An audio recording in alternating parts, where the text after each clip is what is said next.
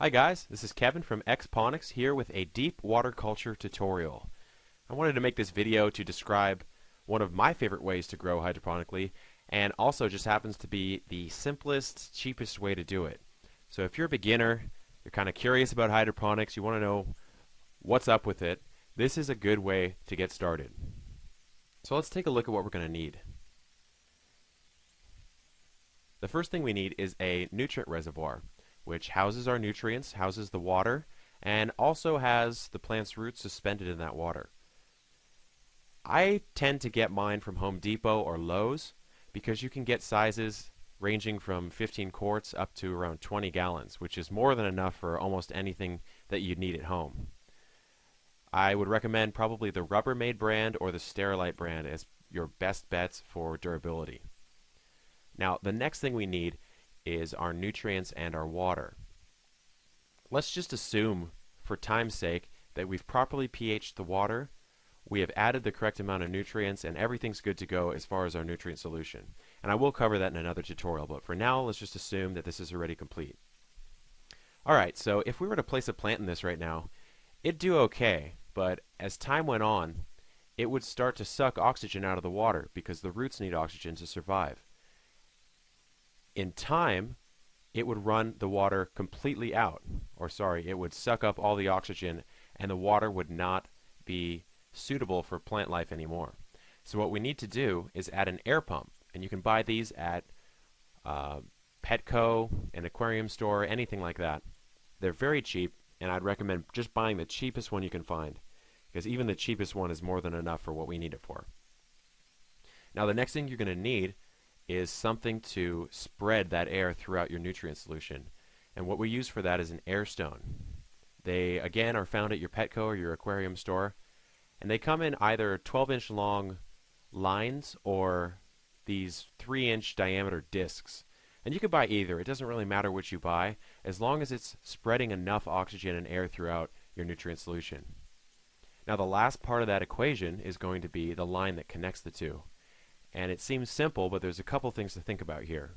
The first thing you want to think about is getting 1/8 inch airline tubing. Make sure it's airline because then it's bendable enough so it can navigate through your little system. Now the next thing to think about is that it is opaque. It needs to be opaque because if a light is hitting a clear tube, you're going to get some algae growth in there, and it's just really going to be a hassle to clean out, and just avoid it altogether by getting an opaque tube. Okay, so we have our growing media as our next thing to consider. Now, I would say for anyone starting out to buy Hydroton.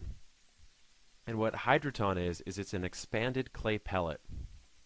It's kind of brown and it has some black specks on it. It is by far the best growing media to start out with because it's inert, meaning it's pH neutral, so it won't mess your nutrient solution up at all. It is reusable, and it's inexpensive. So if you can't find that locally, you can always order it off Amazon, or any hydroponic store online will have that for you. The next thing you have to think about is what you're putting your Hydroton into. And for that I recommend something called net pots. Net pots basically look like a cup that has excuse me, a bunch of holes kind of cut into it. It creates a mesh. And what that mesh allows your plant to do is have a strong and robust root system. If you were to have a normal cup with just some holes drilled in the bottom, there'd only be one direction for your plant's roots to grow. But with net pots, you can actually have roots spreading out from all different areas of your net pot, which is really great, and it promotes a vigorous root system.